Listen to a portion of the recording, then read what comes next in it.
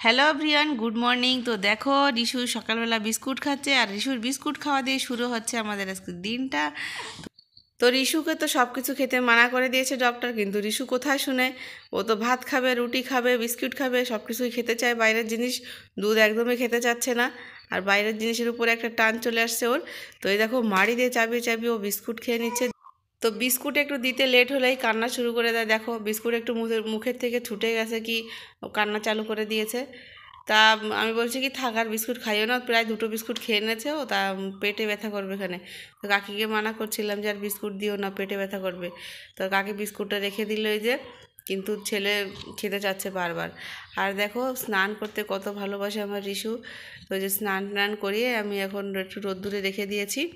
পুরো ঠান্ডা চলে গেছে, চান করেছে, কিন্তু ঠান্ডার মধ্যে কাশি হয়েছে না কোনো অসুবিধা হয়েছে। কিন্তু এখন দেখো, মৌসমটা চেঞ্জ হচ্ছে আর একটু কাশি হচ্ছে। রিশুর শরীরটা বেশি ভালো নয়। স্নান করতে ছোটোবেলা থেকেই ভীষণ ভালোবাসে, একদমই কান্নাকাটি করে না চান করার সময়। ছোটোবেলা থেকেই ভীষণই ভালোবাসে চান করতে। তো চান ধান করানো হয়ে গেছে, কিন্তু গামলা দেখে ও ভাবছে কি আরও মনে হয় চান করবো আমি। আর ও ভাবছে মা যদি আমাকে একটু নামিয়ে দিত, এর মধ্যে আমি খুব আনন্দ করতাম।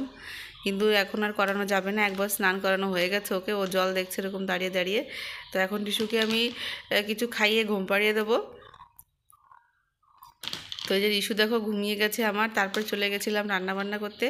তো ঘুমিয়ে থাকতে থাকতে রান্নাটা করে নিয়েছিলাম আমি। এই যে বেশি কিছু রান্না করিনি, পেঁয়াজ আর মাছ ভেজেছি আর এই লাউর তরকারি। রূপেশ এসব কিছুই খাবে না।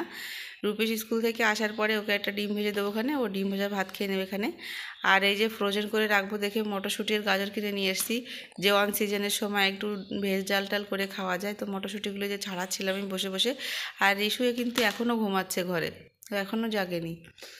তো এই যে জাগার পরে দেখো দুপুরবেলা ভাত নিয়ে বসে গেছে, খেতেই যাচ্ছে না দুধ।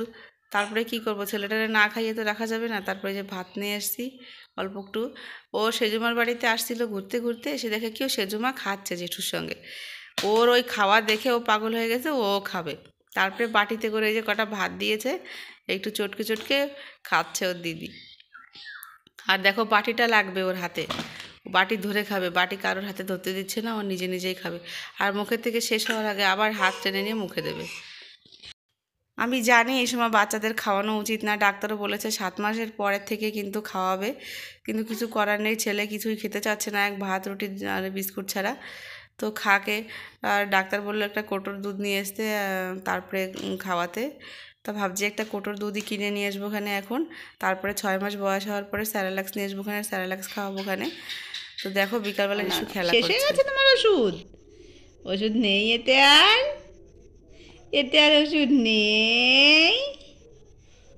খেলা করছো তুমি? বলো আমি এখন আগের থেকে অনেক ভালো আছি, তাই না বাবা? আমার কাশি অনেকটা কমে গেছে আমার পাপার ওষুধ খেয়ে। আমি ডাক্তারের ওষুধ খাচ্ছি না, আমার পাপা যে ওষুধ লিখে দিয়েছে আমি সেই ওষুধ খাচ্ছি।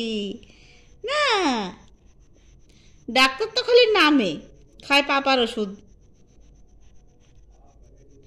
পাপার নিয়ে যেতে বলে ডাক্তারের কাছে, তাই নিয়ে যাই। রিশু, রিশু, একটু কথা বলো। তুমি একটু কথা বলো, একটু হাই করে দাও, একটু হাই করে দাও। হ্যাঁ না, খায় না, ছি বাবা, একটু ছি দাও। ওই দেখো টিকটিকিতে টিক টিক টিক টিক করলো, টিক টিক টিক টিক। দুষ্টু, তোমার বাক্স কই? বাক্স কোথায় তোমার? এই যে এই বাক্সের সাথে খেলা করছে দেখো রিশু। শুয়ে শুয়ে কিরকম জোরে জোরে পা চালায় দুষ্টুটা। দুষ্টুটা কত জোরে জোরে পা চালাচ্ছে।